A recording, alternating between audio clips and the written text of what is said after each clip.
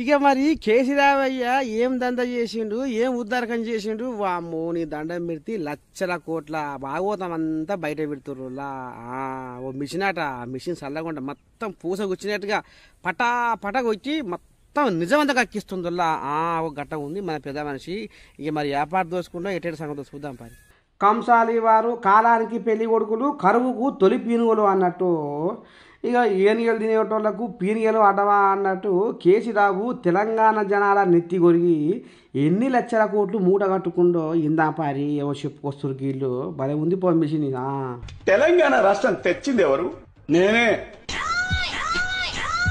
Machine నడుస్తుంది ఇక్కడ. నిజం చెప్పు. తెలంగాణ ప్రజలు పోరాటం చేస్తే వచ్చింది. కాళేశ్వరం ప్రాజెక్టు ఎందుకు నిర్మించారు? 1 కోటి ఎకరాలకు నీళ్లు ఇద్దామని. 1,00,000 కోట్లు వస్తాయంటే కమిషన్ల కకృతి పడి నిర్మించాం. తెలంగాణ దేంట్లో నెంబర్ 1?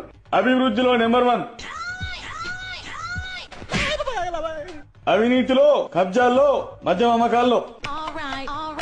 అధికారంలోకి వచ్చాక మీరు మీ కుటుంబం ఎంత సంపాదించారు? ఏం సంపాదించలే. 1,00,000 కోట్లు,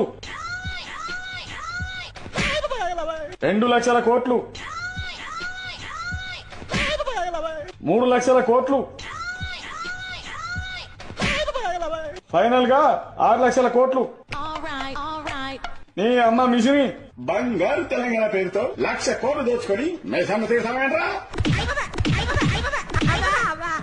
ఇక ఈ రకంగా ప్రాజెక్టుల పేర, పథకాల పేర కమిషన్లు దొబ్బి తెలంగాణ నెత్తి మీద దరిద్రాన్ని కూసోబెట్టిండాడనుల్లా కేసీరావు. ఇక ఈ ముచ్చట తెలిసి పాడైపోను. మరి నిన్న మరి రేపు వచ్చే పార్లమెంటు ఎలక్షన్లలో కూడా కారు పాతారం పడిపోయినట్టే అని అనుకుంటా ఉండరట. ఈ నోట ఆ నోట జనాలు ఎట్లయితుందో ఏం బద్దపోరా. పాపం ఇప్పటికే కొడుకు ముఖ్యమంత్రి కాడా బీజ కవితమ్మకు మళ్ళీ ఈడీ వాళ్ళు నోటీసులు పంపించిందట. మళ్ళీ ఇంటర్నెట్ దెబ్బ మీద దెబ్బ అన్నట్టు మహారాష్ట్ర నుంచి వాళ్ళు ఒకటే మేము దిగిపోతున్నాం, మేము కారు దిగిపోతున్నాం, మేము రాజీనామా చేస్తున్నామని ఒకటే ఆడియో టేపులు పంపిస్తున్నారట. ఎక్కడ తట్టుకోవాలి పాపం కేసీరావయ్య. సావు మరణం వచ్చింది నీ పీడ పాడుబడ.